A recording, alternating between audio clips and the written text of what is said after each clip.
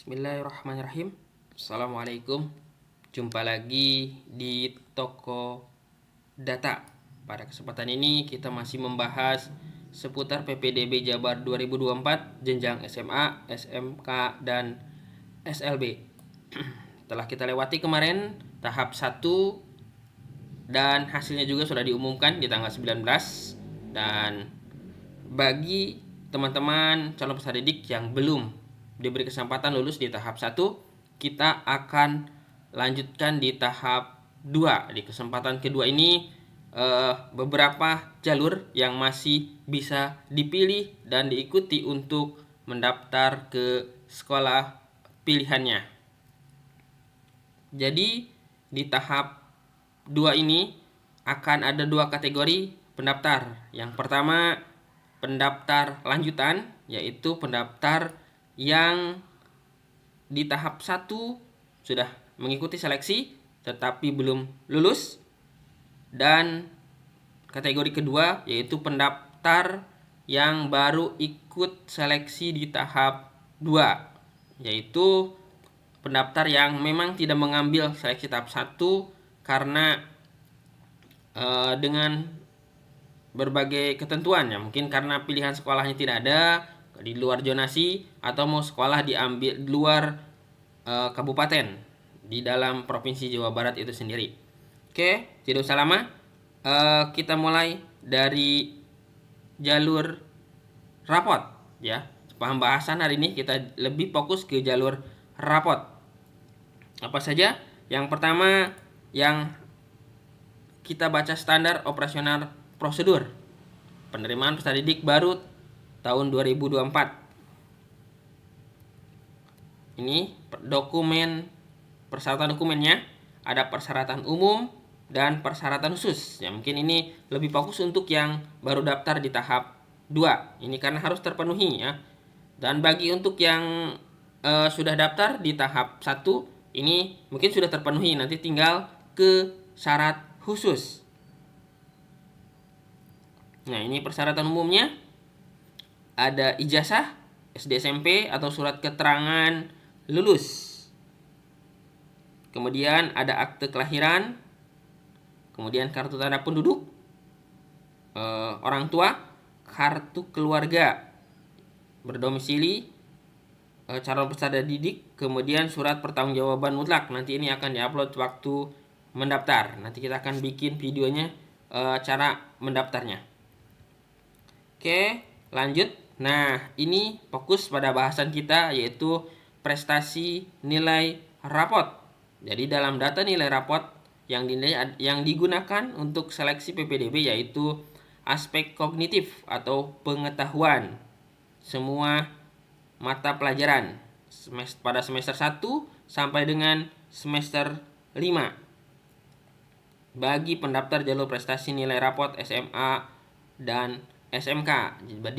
Jadi nanti silakan disiapkan rapotnya semester 1, semester 2, semester 5 dengan 2 bentuk. Yang pertama berbentuk file, yang kedua untuk diupload, dan kedua berbentuk fotokopi nanti untuk dibawa ke sekolah tujuannya untuk diverifikasi. Oke. Nah, ini data seleksinya. Dasar seleksi untuk tahap 2 di SMA.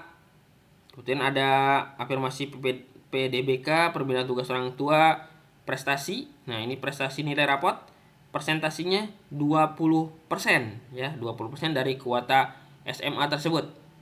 Ini pilihannya 2 SMA negeri dan 1 swasta ataupun 2 SMA negeri jika tidak bersedia ya. Jadi swastanya nggak perlu dipilih. Kemudian dasar seleksinya pemeringkatan nilai tertinggi dari semua peserta yang mendaftar, dan jika ada yang sama itu akan dibandingkan berdasarkan usia.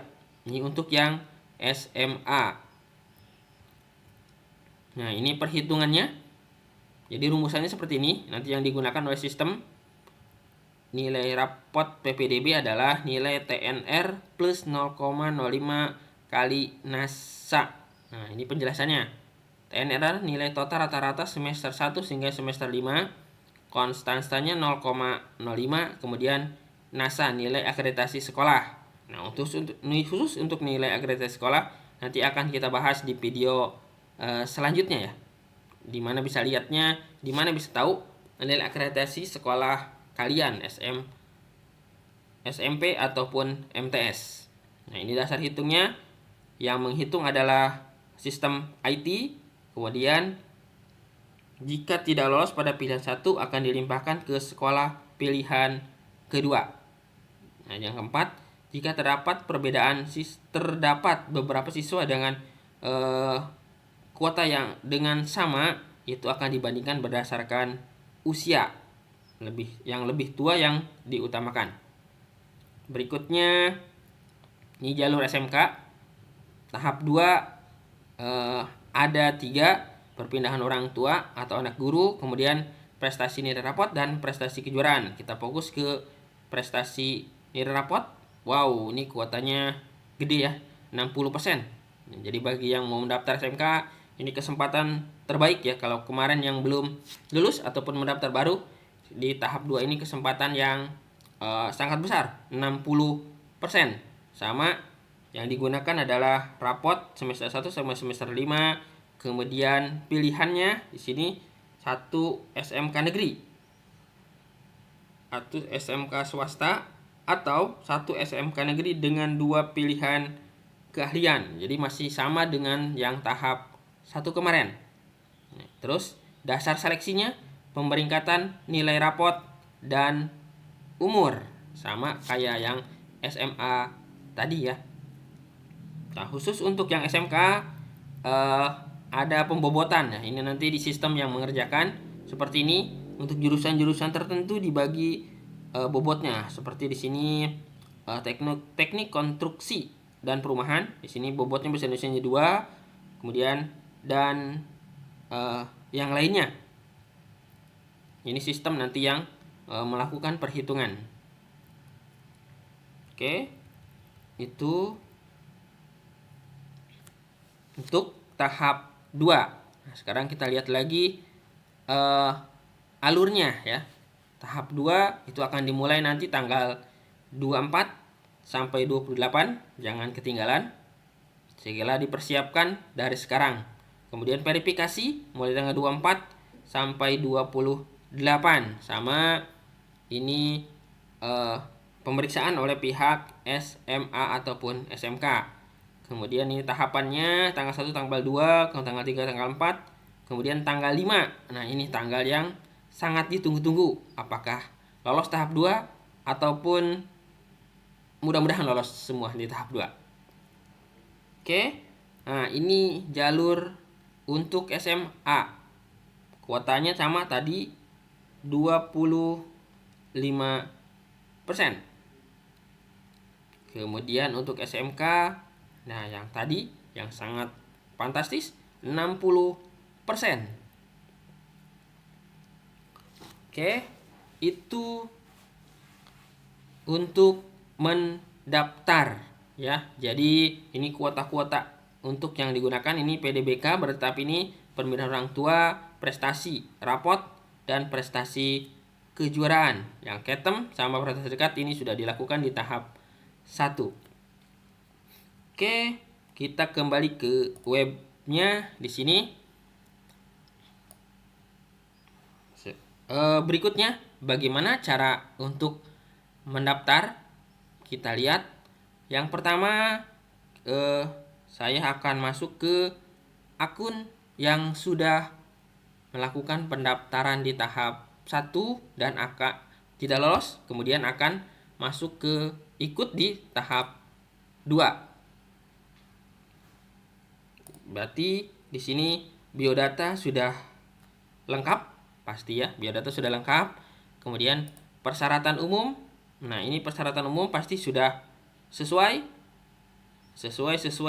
karena ini sudah dilakukan, dicek di tahap 1 dan berkas pun sudah di-upload. Ya, nanti tinggal ke persyaratan khusus ya. Jadi untuk yang sudah ikut tahap 1 untuk biodata, persyaratan umum itu sudah selesai, pasti sudah divalidasi oleh pihak SMA SMK-nya, tinggal ke persyaratan khusus. Ini kebetulan pada tanggal ini belum dibuka ya. Jadi kita belum bisa simulasi. Oke, itu contoh untuk yang sudah ikut tahap 1 tapi belum lolos dan akan ikut di tahap 2. Berikutnya contoh tampilan login untuk yang belum sama sekali ikut di tahap 1 dan baru akan ikut di tahap 2. Mungkinan kalau yang belum mengisi biodata, ini tampilannya akan seperti ini. Harusnya ini kosong ya. Seperti ini. Ini email dan nomor handphone yang bisa dihubungi. Kemudian silahkan dicek juga bagian biodatanya. Kalau ada yang salah, silahkan diperbaiki dan diakhiri dengan simpan. Kemudian persyaratan umum. Nah, pasti tampilannya seperti ini. Ini bagi yang baru ya, newbie tahap 2. Ini nick, ini mungkin akan terisi karena di awal sudah ada. Kemudian nomor kakak, nanti silahkan diisi. Ini hubungan keluarga, nanti silahkan dipilih. Kemudian ini akan otomatis terpilih mengikuti biodata. Kemudian silahkan cek data. Ya, silahkan lakukan cek data. Dan jika masih tanda merah, berarti silahkan mulai diaktifasi atau di-online-kan nick dan nomor kakaknya ke Dukcapil terdekat, biasanya di kecamatan. Dan juga dipersiapkan pengisian biodata, nick ayah, nick ibu, kemudian data wali jika ada, kemudian nomor kontak. Ya, ada 2, nomor kontak peserta didik dan nomor kontak orang tua. Ataupun bisa ayah, bisa ibu. Kemudian dipersiapkan juga berkasnya ijazah atau keterangan lulus atau kartu peserta ujian, kemudian akta kelahiran, kartu keluarga terbaru, kemudian KTP orang tua di upload ya, disiapkan, kemudian jangan lupa disimpan. Setelah biodata dan persyaratan umum selesai, lanjut ke persyaratan khusus ya. Ini sama ya, karena di tanggal ini belum dibuka, nanti baru dibuka di hari Senin. Jadi ini belum bisa disimulasikan. Tapi jangan khawatir, kami sudah siapkan contoh cara mengisinya. Jadi yang kami gunakan adalah hasil atau cara PPDB jalur rapot di tahun 2023. Ikuti saja videonya. Yang rapot berarti kalian tinggal mengisi, mengisi nilai rapot di sini. Semester 1, isi nilai rapotnya, agama berapa, PKN berapa, ini berapa, dan ini muloknya di sini ada. Semester 2, dia apa dan muncul di sini. Dan di sini upload rapotnya. Semester 1, upload rapot semester 2, upload rapot semester 3, upload rapot semester 4, dan upload rapot semester 5. Berarti masing-masing semester. Bisa nilai pengetahuannya saja atau semua satu semester itu di-upload. Kan ada satu semester ada, kalau yang Kurtilas berarti ada sekitar 4 lembar atau 5 lembar atau berapa lembar lah. Itu bisa semuanya di-upload sini kalau memang cukup. Kalau cukup, kalau tidak berarti hanya pengetahuannya saja. Yang penting fotonya jelas. Nah, di sini kebetulan karena ini dari SMP, setara dan SMP, berarti untuk pendidikan agamanya, ini berarti pendidikan agama sesuai dengan yang ada di SMP. Nah, saya belum membuka di yang lulusan MTS. Apakah pendidikan agamanya dipecah menjadi akidah akhlak, Quran hadis, SKI, dan ada 4 berarti akidah akhlak, Quran hadis, SKI, satunya apa berarti ya? Ya itu ya. Kalau dipecah berarti tinggal diisi aja. Kalau ternyata tidak dipecah, hanya pendidikan agama saja, berarti yang 4 tadi dirata-ratakan. Jadi nilai semester satunya rata-rata pendidikan agama. Kalau ternyata memang tidak dipecah, gitu ya. Karena saya tidak membuka untuk yang peserta dari MTS. Ini dari SMP yang dibukanya. Oke, silakan diisi saja. Setelah itu kalau sudah semua ingat disimpan. Ingat disimpan. Kalau tidak disimpan nanti balik lagi ke nol.